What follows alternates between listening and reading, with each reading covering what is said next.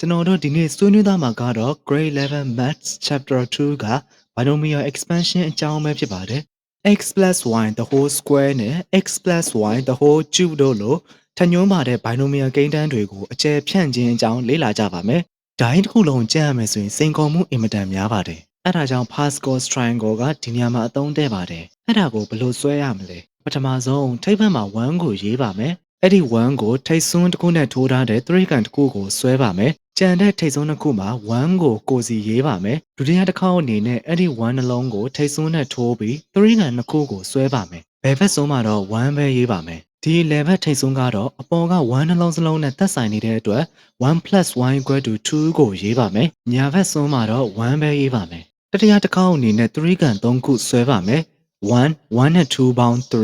2နဲ့1ပေါင်း3 1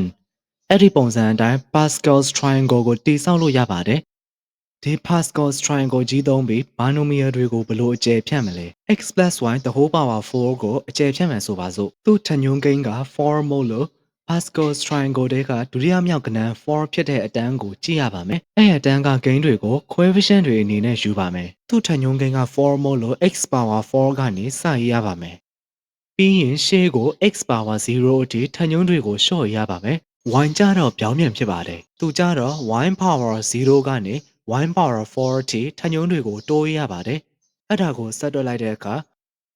အဖြေကဒါနဲ့တူတူပဲဖြစ်နေတာကိုတွေ့ရမှာပါ။ x + y the whole power 3ကိုအကျယ်ဖြန့်မယ်ဆိုရင်လေသူ့ထညွှန်းကိန်းက3မို့လို့ Pascal triangle တဲကဒုတိယမြောက်ကဏ္ဍ3ဖြစ်တဲ့အတန်းက coefficient တွေကိုယူပါမယ်။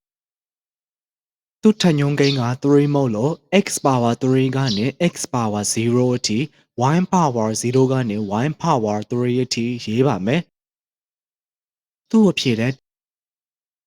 ဒါနဲ့တူတူပဲဖြစ်နေတာကိုတွေ့ရပါမယ်။အဲ့နည်းနဲ့ Pascal's triangle ကိုသုံးပြီး binomial တွေကိုအကျယ်ဖြန့်နိုင်ပါတယ်။ဥပမာအနေနဲ့1 + 2x the whole power 4ကိုအကျယ်ဖြန့်ပါမယ်။ formula နဲ့ရှင်ကြည့်ရင် x တန်ဖိုး1 y တန်ဖိုး 2x ဖြစ်နေတာကိုတွေ့ရပါမယ်။သူ့ထညွှန်းက4မို့လို့ x + y the whole power 4 equation တဲ့